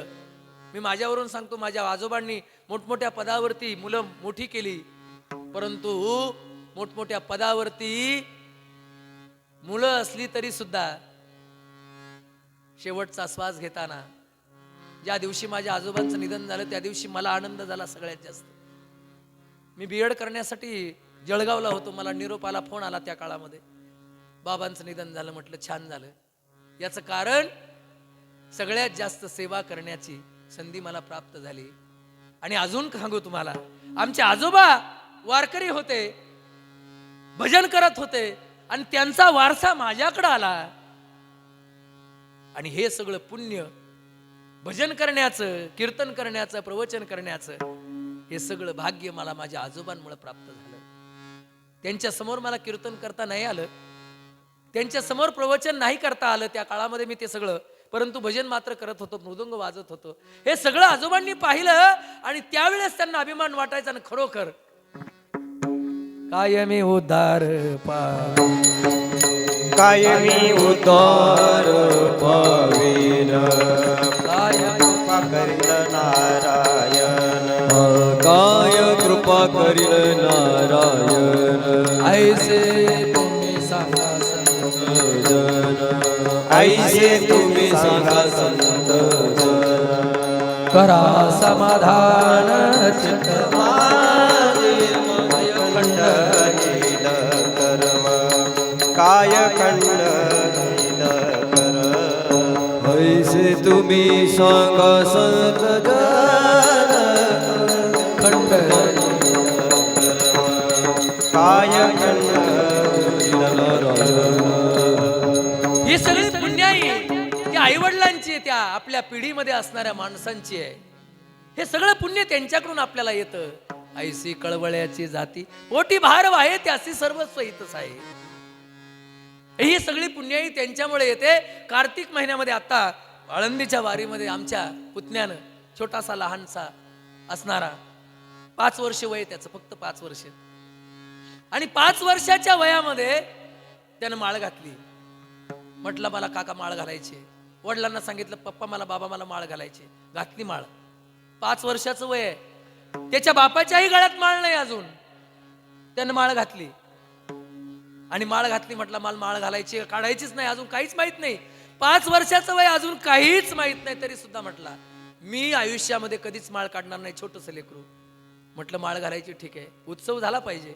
1 लाख रुपये खर्च करून, ही सगळी माणसं होती, 1 लाख रुपये खर्च करून पाठीमागच्या आठवड्यामध्ये, एक 10-15 दिवस झाले असतील, आळंदीमध्ये वारकरी शिक्षण संस्थेमध्ये ज्याचा 25-26 या वर्षामध्ये एक क्रमांक आला कीर्तनकारांमध्ये, त्या कीर्तनकारांचं कीर्तन माझ्या घरी ठेवलं होतं 8-10 दिवसापूर्वी.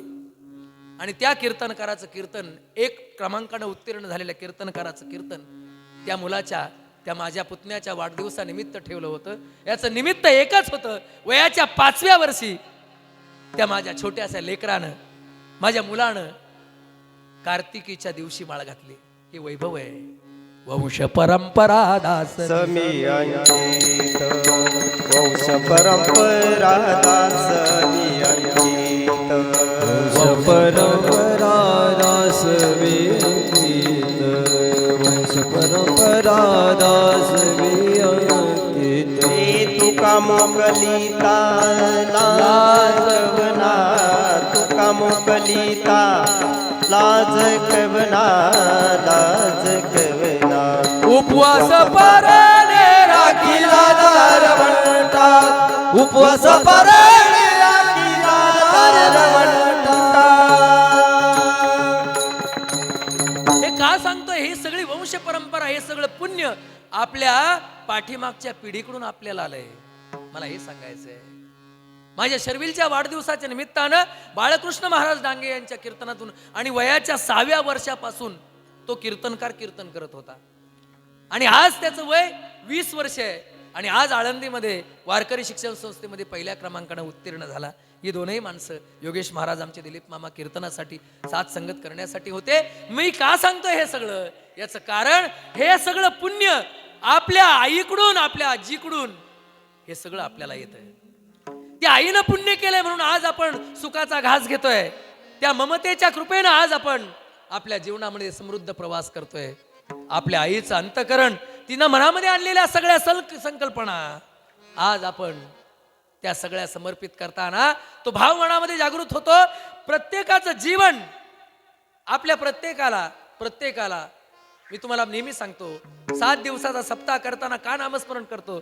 याचं कारण या 7 दिवसामध्ये कुठला तरी एक दिवस आपला आहे हे जग सोडून जाण्याचा. मृत्यू कुणाला टाळता येत नाही. या जगाचा स्वामी ज्या व्यासपीठावरती मी बसलोय, जे व्यासपीठावरती मी बसलोय, त्या व्यासांना सुद्धा मृत्यू टाळता नाही आला. मी कालही बोललो, आजही सांगतो. व्यास महर्षी एकदा सहज पूजेला बसले होते आणि पूजेला बसल्यानंतर त्यांनी पाहिलं सगळं पूजेचं साहित्य समोर मांडलेलं होतं, चकचकीत एकदम. भगवंताची मूर्ती छानपैकी सुंदर अशा पद्धतीनं तयार करून ठेवली होती, सिद्ध करून ठेवली होती. सिद्ध म्हणतात त्याला. सिद्ध करून ठेवली होती पूजेसाठी. कुणी सिद्ध करून ठेवली होती? आजूबाजूला पाहिलं व्यासांनी. आपला नोकर, त्या नोकरानं सुंदर रचना करून ठेवली होती. पादप्रक्षालन करण्यासाठी व्यवस्था करून ठेवली होती. सुंदर उमललेली फुलं आणून ठेवली होती. जल, सुंदर पवित्र जल आणून ठेवलं होतं. आणि ते सगळं पाहताना, ती सगळी सिद्धता पाहताना व्यास महर्षींचे डोळे पाणावले. आणि व्यास महर्षींनी विचार केला, हा माझा सेवक, हा दास किती माझी काळजी घेतो. देवाचं नामस्मरण करण्यासाठी, पूजेसाठी सर्व तयारी करून ठेवली.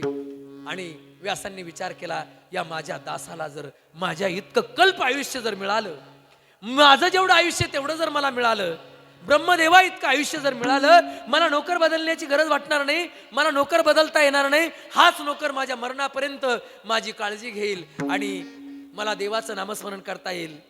कोण विचार करतंय? व्यास. या जगातलं अखंड ज्ञान, व्यास उचिष्टम जगत्रयम असं म्हणतात. या जगामधलं जे ज्ञान आता जे उपलब्ध आहे ते सगळं व्यासांचं उचिष्ट आहे. व्यासांनी सांगितलेलं आहे. 18 पुराण, 4 वेद, 6 शास्त्र याची रचना ज्या व्यासांनी केली, त्या व्यासांच्या मनामधला संकल्प त्यांनी विचार केला, ब्रह्मदेवा इतकं मला आयुष्य आहे, परंतु माझ्या इतकं आयुष्य जर माझ्या नोकराला मिळालं तर मला दुसरा नोकर पाहण्याची गरज पडणार नाही. माझी देवाची सेवाही मला करता येईल. आणि हा विचार करून त्यानं दासाला बोलवलं आणि त्यानं हात जोडले. सांगितलं, खरोखर काय सुंदर व्यवस्था केली दासा, परंतु माझी कल्पना आहे, माझ्या इतकं आयुष्य तुला लाभावं ही मी प्रार्थना करणार आहे. त्यानं सांगितलं, तुम्ही श्रेष्ठ आहात, मुनिजन आहात. भगवंतानाही नवे ज्ञानोबा रायांनी सुद्धा तुमच्या पुढे नतमस्तक व्हावं. ज्ञानदेव म्हणे, ज्ञानदेव म्हणे, ज्ञानदेव म्हणे, ज्ञानदेव म्हणे, व्यासाचे कोणे, व्यासाचे कोणे. ज्ञानदेव म्हणे व्यासाची आख्या द्वारकेचा राणा पांडुरंग. व्यासांजवळ त्यांनी नतमस्तक व्हावं एवढं सामर्थ्य तुमचं सामर्थ्याबद्दल काय करावं. आणि मग व्यासांनी विचार केला, पूजा झाली आणि त्यानं सांगितलं दासा माझ्या बरोबर चल तू. त्याने सांगितलं कुठं जायचंय. व्यासांनी सांगितलं मृत्यूची देवता आहे, आपल्याला यमाकडे जायचंय. कोणाकडे जायचंय? यमाकडं. त्यानं सांगितलं माफ करा मला, इथं जे तुमची जमिनीवरती मी सेवा करेल पाहिजे तेवढी, परंतु यमाकडे नेऊ नका. याचं कारण आतापर्यंत यमाकडे जो गेला तो पाठीमागं आलाय का? नाही नाही नाही. त्या यमासी करुणा काकड्यामध्ये आपण वाचतो. आणि मग त्याने सांगितलं मी तिथपर्यंत येईल परंतु बाहेरच थांबेल, मी काय तिकडे येणार नाही. व्यास महर्षी ब्रह्मलोकामध्ये स्वर्गलोकामध्ये घेऊन गेले आणि यमधर्माच्या दौराजवळ थांबले आणि सांगितलं दासाला, दासा तू आतमध्ये येऊ नको. दास बाहेर थांबला आणि व्यास महर्षी आतमध्ये गेले. यमधर्माला साष्टांग प्रणिपात केला. यमानं स्वागत केलं, चहा पाणी केला आणि व्यासांना सांगितलं मुनीवर तुम्ही इकडे कसे आलात, तुम्ही इकडे कसे आलात. त्यानं सांगितलं माझं तुझ्याकडे काम आहे. यमानं सांगितलं अहो तुमचं माझ्याकडे काम आहे, एवढा मी मोठा आहे का? त्यानं सांगितलं नाही नाही. व्यासांनी सांगितलं माझा दास आहे, माझा नोकर आहे, याचं आयुष्य माझ्या इतकं करावं अशी माझी विज्ञापना आहे. यमानं सांगितलं, यमधर्मानं सांगितलं मी या सगळ्यांच्या जन्म मृत्यूचं नियंत्रण करतो, पण माझ्या वरच्या बाजूला सुद्धा काही अधिकारी वर्ग आहे. मी फक्त ज्याचं सांगितलं त्याचं प्रेत इकडून घेऊन येतो, त्याचा आत्मा घेऊन येतो. त्याला आणण्याचं काम माझ्याकडे आहे, मृत्यू माझ्या यमदेवतेकडे आहे. मी माझ्या दासांना पाठवतो, सेवकांना पाठवतो, त्यांना घेऊन येतो, परंतु माझ्याही वरती काही माणसं बसलेली आहेत. सुपर क्लास 1 क्लास 1 अशी वरती माणसं बसलेली आहेत. मग त्यानं सांगितलं काय करावं लागेल. मग यमधर्मानं सांगितलं आपल्याला पुढे जावं लागेल. त्यानं सांगितलं कोणच्याकडे जावं लागेल. त्यानं सांगितलं मला नियंत्रण करणारी एक देवता आहे, त्या देवतेचं नाव आहे मृत्यू देवता. ती मृत्यू देवता ज्यांना सांगते, वरतून लेटर आलं ज्याचं नाव आलं त्यांच्याकडे पुढच्या कार्यालयाकडे ते सुपूर्त केलं जातं. आणि मग पुन्हा यमधर्म आणि दास आणि व्यास तिघही मृत्यू देवतेकडे निघाले. मृत्यू देवतेकडे आले. मृत्यू देवतेला साष्टांग प्रणिपात केला. मृत्यू देवतेला सांगितलं व्यासांनी यमधर्म पाहिल्यानंतर मृत्यू देवतेने सांगितलं तुम्ही इकडे माझ्याकडे कसे आलात. त्यांनी सांगितलं व्यास महर्षींचं असं म्हणणं आहे की मी या दासाचे प्राण घेऊ नये आणि माझं नियंत्रण करणारे वरिष्ठ तुम्ही, आणि म्हणून तुम्हाला सगळ्यांना घेऊन आलो. मृत्यू देवतेनं सांगितलं यमधर्मा मी जरी याचं नियंत्रण करत जरी असलो, मी जरी याचं सगळ्याचं नियंत्रण करत असलो, तुम्ही माझ्याकडे आला. व्यासांचं म्हणणं ठीक आहे, दासांचंही ठीक आहे, त्यांचा भाव चांगला आहे, परंतु हे सगळं माझ्या हातामध्ये नाहीये. माझ्यावरती एक यंत्रणा आहे जी या सगळ्याचं नियंत्रण करते, त्या यंत्रणेकडे जावं लागेल. व्यास महर्षींनी विचारलं यमधर्माला मृत्यू देवतेला कोण यंत्रणा आहे. तर त्या मृत्यू देवतेनं सांगितलं माझ्यावरती एक यंत्रणा आहे, त्या यंत्रणेचं नाव आहे भाग्य देवता, जी कपाळावरती लिहिते प्रत्येकाचं आयुष्य. भाग्य देवता आहे ती. भाग्य देवता 5वीच्या दिवशी, ज्या दिवशी त्याला छोट्या मुलाची 5वी असते, मग आमच्या महिला मंडळी दगडाने मृत्यू होऊ नये म्हणून पाटा ठेवतात, काट्यामध्ये पडून मृत्यू होऊ नये म्हणून साबर बोंडे ठेवतात की नाही महिला मंडळी. एखाद्या अग्नीमध्ये पडून मृत्यू होऊ नये म्हणून दीप प्रज्वलन केलं जातं, पाणी ठेवलं जातं. आप वायू तेज पृथ्वी आणि आकाश या पंचमहाभूतांनी मृत्यू होऊ नये म्हणून 5ही पंचमहाभूत त्या लेकराच्या शेजारी पूजा करण्यासाठी ठेवली जातात. आणि त्याचं जीवन समृद्ध व्हावं, भगवंताने त्याला आशीर्वाद द्यावा म्हणून भजनी मंडळी आम्ही रात्री 12 वाजेपर्यंत भजन करतो. बरोबर की नाही आप्पा. याचं कारण त्या दिवशी ती भाग्यरेषा लिहिण्यासाठी येणारी देवता प्रसन्न मनानं सुंदर आयुष्य अधोरेखित कपाळावरती करावं. त्या भाग्यदेवतेला प्रसन्न करण्यासाठी हा सगळा अट्टहास आपला असतो. हे सगळं करत असताना भाग्यदेवतेकडं सगळी मंडळी पोहोचली. यमधर्माला सांगितलं, मृत्यूदेवतेला सांगितलं, तुम्ही सगळे चला. व्यास महर्षी एवढा मोठा महात्मा आपल्याकडे आलाय. सगळे भाग्यदेवतेकडे पोहोचले आणि भाग्यदेवतेला सांगितलं, या दासांचं आयुष्य वाढवायचं आहे. दृष्टांत मला पुढे न्यायचा नाहीये. आणि मग भाग्यदेवते पुढे साष्टांग प्रणिपात करणारी मृत्यूदेवता, यमधर्म, व्यास महर्षी, बाहेर दरवाजावर उभे असणारे दास महर्षी, सगळ्यांनी भाग्यदेवते पुढे साष्टांग प्रणिपात केला. आणि भाग्यदेवतेनं तिची चोपडी काढली, ती वही काढली. आणि वही काढली, तिनं सांगितलं पहिल्यांदा तिघांनाही, त्या दोघांना, मृत्यूदेवतेला, यमदेवतेला आणि व्यासांना सांगितलं, पहिल्यांदा तुम्हाला वाईट वाटू देऊ नका.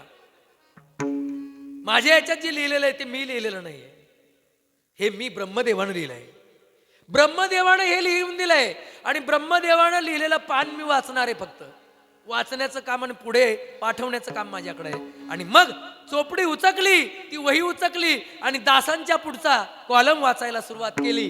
कुणी? भाग्यदेवतेनं. आणि भाग्यदेवतेनं कॉलम वाचला.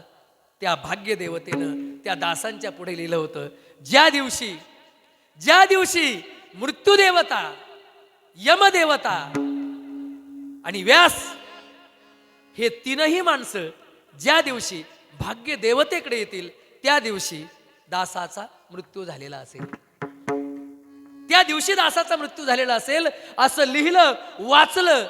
आणि व्यास महर्षी बाहेर आले. दरवाजामध्ये दास महाराज, त्यांचे सेवेकरी गतप्राण होऊन पडले होते. दृष्टांत संपला. या जगाचं ज्ञान ज्यांनी निर्माण केलं, या जगाला ज्यांनी ज्ञान सांगितलं, त्यांनाही कुणाचाही मृत्यू टाळता येत नाही. आणि म्हणून मृत्यू हा निश्चित आहे. परंतु जीवन जगताना, आपल्या सगळ्या भावना पाठीमागं ठेवताना, त्या ममतेनं आपल्याला जी माया दिली, प्रीती दिली, ती अखंड आपल्या जीवनामध्ये लक्षात राहिली पाहिजे. आणि सगळ्यात महत्वाचं, आपल्या आईवरून आपल्याला कोणी लांछन लावणार नाही, ही एक काळजी नातवंडांनी घेतली आणि मुलांनी घेतली. तीच खरी आईला दिलेली श्रद्धांजली आहे.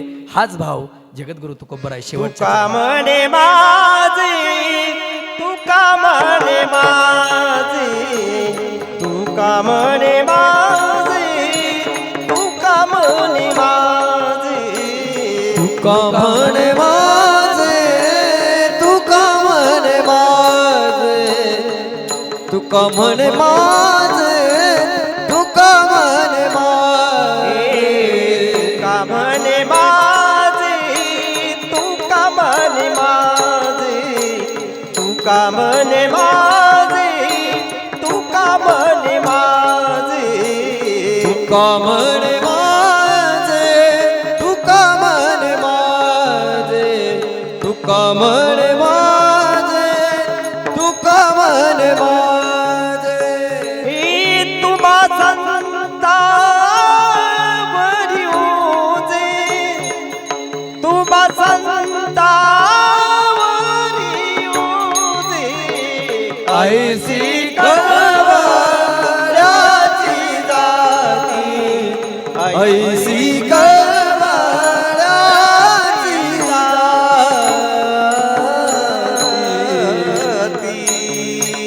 तुका म्हणे माझे, तुम्हा संतावरी ओझे, ऐसी कळवळ्याची जाती, करीला भावीन प्रीती. अनेक मान्यवर कार्यक्रमाच्या निमित्तानं उपस्थित आहेत. श्रीमान शिवाजी सकाराम आहेर, भिकाजी सकाराम आहेर, त्यांची चिरंजीव आईंच्या जाण्यानं ज्यांच्यावर दुःखाचा डोंगर कोसळला असेल, प्रगतीशील शेतकरी भिकाजी सकाराम आहेर, तसेच श्रीमान निवृत्ती सकाराम आहेर यांची मातृचरण, तसेच श्रीमान गणेश नामदेव आहेर, प्रगतीशील शेतकरी, श्रीमान रामदास कारभारी कानवडे, आमचे कानवडे दादा, त्यांचे जावई, तसेच श्रीमान भाऊसाहेब रामदास कानवडे, त्यांचे नातू, शासकीय आश्रमशाळा या ठिकाणी कार्यरत असणारे सौ विजय भीमाजी आहेर, त्यांचे नातू, या सगळ्यांची आजी निलेश रामदास कानवडे, त्यांचे नातू, जिल्हा अधीक्षक कृषी अधिकारी जिल्हा गोंदिया या ठिकाणी कार्यरत असणारे श्रीमान संजय भिकाजी आहेर, त्यांचे नातू, व्यावसायिक आपल्या ॲग्रो इंडस्ट्रीजमध्ये कार्यरत असणारे त्यांचे नातू, या सगळ्यांचा अनुबंध असणाऱ्या यांच्या मातोश्री श्रीमान नितीन नामदेव आहेर, त्यांचे नातू, इंडियन आर्मी पंजाब येथे सध्या कार्यरत आहेत, श्रीमान आदेश निवृत्ती आहेर. या कार्यक्रमाच्या निमित्तानं अनेक मान्यवर उपस्थित आहेत. त्याच्यामध्ये आमचे रघुनाथ बाबा पायीदिंडी सोहळ्याचे अध्यक्ष आमचे विठ्ठलदादा आहेर, तसेच आमचे सासरे गुलाब मामा करपे, निवृत्ती आप्पा सरोदे दादा, आमचे मित्र पंडित करपे, समोर बसलेले आमच्या गावचं वैभव, शैक्षणिक वैभव आमचे शशिकांतराव वाकचौरे पाटील या ठिकाणी उपस्थित आहेत. तसेच आमचे मित्र बाळासाहेब झोडगे पाटील उपस्थित आहेत. या कार्यक्रमाच्या निमित्तानं सुंदर असं नियोजन आयोजन केलं. या कार्यक्रमाच्या निमित्तानं सुंदर अशी साथ केली हरिभक्तपरायण दिलीप महाराज करपे, योगेश महाराज पांडे, आमचे विजय महाराज येवले, या सुंदर साऊंड सिस्टीमचे सर्व असल्याने साहेबराव महाराज खिलारी, संतोषदादा कासार, आपण सर्व मान्यवर ज्यांचा नामोल्लेख माझ्याकडून राहिला असेल त्यांच्याशी क्षमा मागतो मी. कार्यक्रमाच्या निमित्तानं श्रद्धांजली अर्पण करण्यासाठी या ठिकाणी मधुकर राव कानोडे पाटील, तसेच अण्णासाहेब आडांगळे सर, कामगार पोलीस पाटील बाळासाहेब झोडगे आणि भाऊसाहेब कुशाबा गिरे माजी कामगार पोलीस पाटील, ही सगळी मान्यवर मंडळी या ठिकाणी श्रद्धांजली शब्दांकित करण्यासाठी आलेली आहेत. सगळ्यांच्या चरणावर विनम्र भावना अभिवादन करतो. गंगा भागीरथी सीताबाई सखाराम आहेर यांच्या प्रथम पुण्यस्मरणानिमित्त आपण या ठिकाणी आलेलो आहोत. मातृचरणांना श्रद्धांजली शब्दांकित करताना आज खऱ्या अर्थानं या मुलींचं माहेर आज खऱ्या अर्थानं संपलं. जोपर्यंत आई असते तोपर्यंत त्या मुलींचं माहेर हसत खेळत असतं. आजपर्यंत कधीही रिकामी न गेलेली पिशवी आजपासून माहेराची वाट शांत होणार आहे त्या सगळ्या ममतेची. त्या सावरसोळ गावातील सामान्य माणूस जरी गावात जरी आला तरी त्याला विचारावं त्या ममतेनं, माझी मुलगी कशी आहे, त्या मुलीची काळजी करावी. असे आईचे डोळे, आईचे शब्द कधीच त्या मुलींच्या कानावर पडणार नाही. त्या मुलांना, त्या दादांना विचारणारी, त्या मुलांवरती अधिराज्य गाजवणारी ती ममता त्यांच्या आयुष्यातून कायमची सोडून गेली आहे. अशी गंगा भागीरथी, आमच्या मातोश्री गंगा भागीरथी सीताबाई सखाराम आहेर 1 वर्षापूर्वी देहावसन झालं. पुन्हा स्मरण करताना श्रद्धेनं क्रियती इति श्राद्धा असं पिंडदान वर्षश्राद्धाच्या निमित्तानं आपण करत आहात. माझ्या शाळेच्या वतीनं, माझ्या कुटुंबाच्या वतीनं, माझ्या आहेर परिवाराच्या वतीनं, माझ्या गावच्या कळसखुर्द ग्रामस्थांच्या वतीनं, माझ्या आदिशक्ती बामाई माता पायीदिंडी सोहळा त्र्यंबकेश्वरच्या वतीनं मी आईंच्या आत्म्याला चिरशांती लाभावी अशी सद्भावना व्यक्त करतो. भावपूर्ण श्रद्धांजली अर्पण करतो आणि झालेली सेवा आईंच्या चरणावर समर्पित. ज्ञानेश्वर माऊली, ज्ञानराज माऊली, महाराज ज्ञानेश्वर माऊली, ज्ञानराज माऊली, ज्ञानेश्वर माऊली, ज्ञानराज माऊली. जय जय ज्ञानेश्वर माऊली. ज्यांचं आपल्यातून 1 वर्षापूर्वी जाणं झालं त्या आपल्या पिंपळगाव कोंजरा येथील आहेर परिवारातील आदर्श माता गंगा भागीरथी सीताबाई सखाराम आहेर यांच्या प्रथम पुण्यस्मरणाच्या निमित्त ज्यांनी संगीतमय भजन सेवा आईची महती ज्यांनी सांगितली ते आपल्या परिसरातील नावाजलेले कीर्तनकार हरिभक्तपरायण कैलास महाराज आहेर सर, तसंच त्यांना साथ देणारे दिलीप महाराज असतील, विजय महाराज येवले असतील, पांडे महाराज यांचं मी आहेर परिवाराच्या वतीने आणि पिंपळगाव ग्रामस्थांच्या वतीने प्रथमतः ऋण व्यक्त करतो. आज्यांविषयी सांगायचं झालं तर जुन्या काळातून ही आजी खूप काबाड कष्ट केलेली, म्हणजे झिरो किमतीतून वरती आलेलं हे कुटुंब कैलासवासी माधवराव कोकणे यांच्या परिवारातील स्नेहसंबंध जोडलेलं हे कुटुंब सखाराम भौमाजी आहेर, तसेच त्यांचे 3 मुलं बिका मामा असतील, कैलासवासी नामदेव मामा असतील, निवृत्ती मामा असतील. प्रत्येक गोष्टीत जी ओसाड जमीन होती त्या ओसाड जमिनी काळं सोनं या ठिकाणी काळ्या मातीत सोनं पिकवायचं काम या परिवाराने केलं. त्यामध्ये सर्वात मोठा वाटा या आजींचाही होता. अशा या गुणवान आजीला मी पिंपळगाव कोंजरा सर्व ग्रामस्थांच्या वतीने, सर्व संस्थांच्या वतीने त्यांना भावपूर्ण श्रद्धांजली अर्पण करतो. त्यांच्या पश्चात 3 मुलं, एक मुलगी राधाबाई रामदास कानोडे, तसेच जावई आमचे परमस्नेही रामदास कारभारी कानोडे, नातू गणेश आसन, तसेच एक मुलीचा मुलगा जिल्हा अधीक्षक कृषी अधिकारी गोंदिया येथे निलेश रामदास कानोडे आहे.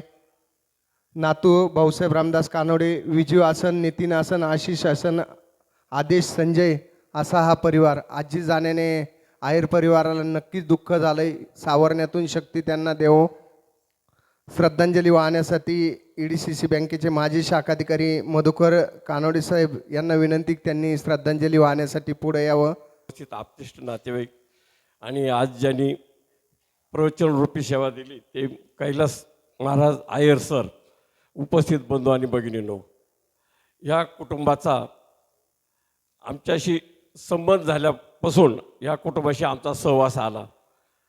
आमच्या कुटुंबात यांची मुलगी आल्यानंतर आमच्या कुटुंबाशी नातं जोडल्यानंतर आमच्या कुटुंबाबद्दल काय काय कर्तव्य या कुटुंबाचे होते ते त्यांनी पूर्णपणे पूर्ण केलेले आहेत. आणि हे कुटुंब घडण्यामागं माधव कोकणे यांचा फार मोठा सिंहाचा वाटा होता. कारण त्यांचा धाक या कुटुंबावर प्रेमाचाही होता आणि धाकही होता. आणि त्याच्यातून या कुटुंबावर एक चांगली दिशा मिळाली, चांगले संस्कार मिळाले. आणि ह्या जुन्या पिढीतील जे आता हे जुने लोक जाऊ राहिले आहेत, खरोखर यांच्याकडून घेण्यासारखं खूप काही होतं. प्रेम, आनंद कसा लुटावा, समाधान कसं जगावं, हे खूप मोठं श्रेय या कुटुंबाकडे होतं. आणि आता हे लोक चालल्यामुळं खरोखर आता प्रेमाचा, मायेचा ओलावा कमी होत चाललेला आहे. आणि ज्यावेळेस आमच्या कुटुंबावर म्हणजे आमच्या कुटुंब एका चांगल्या संघर्षातून जात होतं, त्या संघर्षाच्या काळात आमचा स्नेह झाल्यामुळं खरोखर या कुटुंबाने आम्हाला खूप मोठा आधार दिला. आणि त्यातून आमचंही कुटुंब घडलं.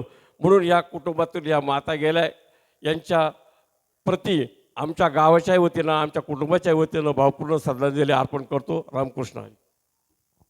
श्रद्धांजली वाहण्यासाठी पायदिंडी सोहळ्याचे विठ्ठल महाराज आयर आहे. दूध संघाचे संचालक बादशाह पाटील वाळुंज, कामगार पोलीस पाटील बाळासाहेब जोडगे, गंगाधर पाटील शिंदे, निवृत्ती महाराज करपे, राजाराम कोकणे, अनिल कोकणे, विठ्ठल कानोडे, राजेंद्र मोरे, गुलाब महाराज सर्वच या ठिकाणी उपस्थित आहे.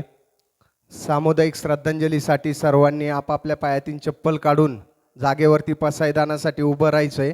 पसायदान झाल्यानंतर सर्वांना विनंती, सर्वांनी आयर परिवारातर्फे या प्रथम वर्ष श्राद्धाच्या निमित्त भोजनाची व्यवस्था केलेली आहे.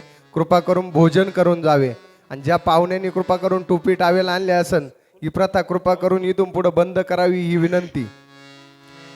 आता विश्वात्मकी देवी येणे वाक्य यज्ञ तोषामी, तोषो निमज द्यावे पसाय दान हे, जी कळांची व्यंकटी सांडो तया सत्कर्मे वृत्ती वाढो, भूता परस्परे जडो मैत्र जीवाची, दुरिताचे तिमिर जाओ विश्व स्वधर्म सूर्य पाहो, जो जे वांछिल तो ते राहो, प्राणी जात ही वर्षत सकळ मंगळी, ईश्वर निष्ठांची मांडी आळी, अनवरत भूमंडळी भेटतो भूता, चला कल्पतरुचे आरव,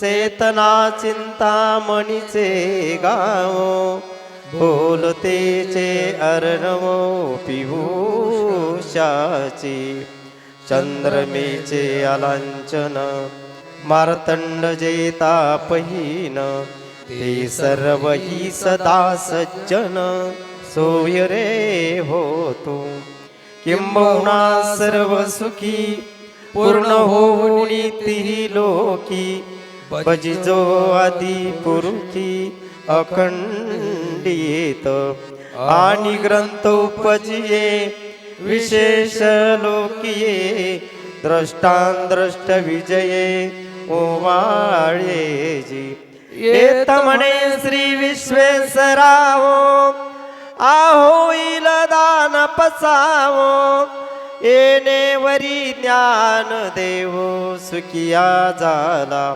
येणेवरी ज्ञान देव सुखिया झाला.